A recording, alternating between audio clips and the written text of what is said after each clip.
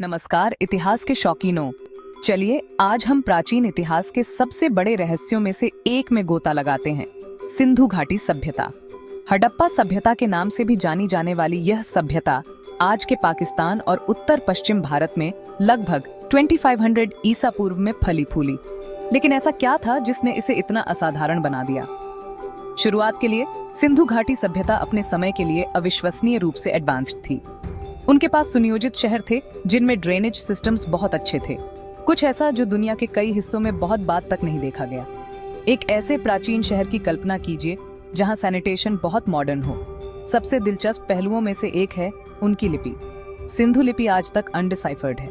Rosetta stone के विपरीत, जिसने मिस्र के चित्रलिपि को समझने में मदद की, इन सिंबल्स का मतलब समझने में हमारी मदद करने के लिए कोई बिलिंगुअल टेक्स्ट नहीं है।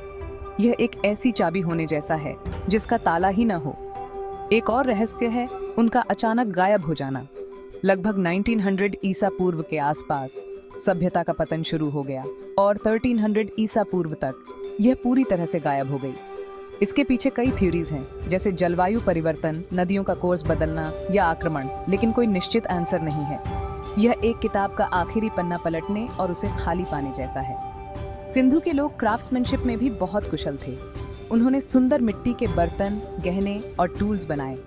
उनके ट्रेड नेटवर्क्स मेसोपोटामिया तक फैले हुए थे, जो दर्शाता है कि वे न केवल कुशल थे बल्कि वेल कनेक्टेड भी थे। एक ग्लोबल मार्केट प्लेस के प्राचीन वर्जन की कल्पना कीजिए। मोहनजोदड़ो में मिली ग्रेट बाथ एक आकर्षक खोज है।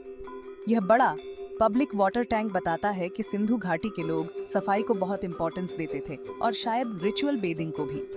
क्या यह पब्लिक स्विमिंग पूल के सबसे पुराने एग्जाम्पल्स में से एक हो सकता है? इन सभी प्रगतियों के बावजूद हम उनके सामाजिक स्ट्रक्चर, धर्म या शासन के बारे में बहुत कम जानते हैं। कोई भव्य मंदिर या महल नहीं है, जिसके कारण कुछ इतिहासकारों का मानना है कि उनका समाज शायद अधिक इगैलिटेरियन था। ये एक पहेली के सभी टुकड़े होने जैसा है, लेकिन आपको गाइड करने के लिए कोई तस्वीर नहीं है। तो आपको सिंधु घाटी सभ्यता की परवाह क्यों करनी चाहिए?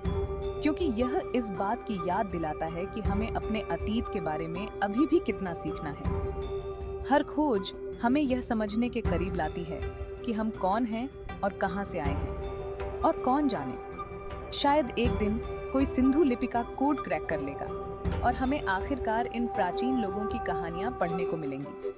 देखने के लिए शुक्रिया। अगर आपको समय के इस सफर में मजा आया हो तो लाइक, शेयर और सब्सक्राइब करना न भूलें। अगली बार तक इतिहास के रहस्यों की खोज करते रहें।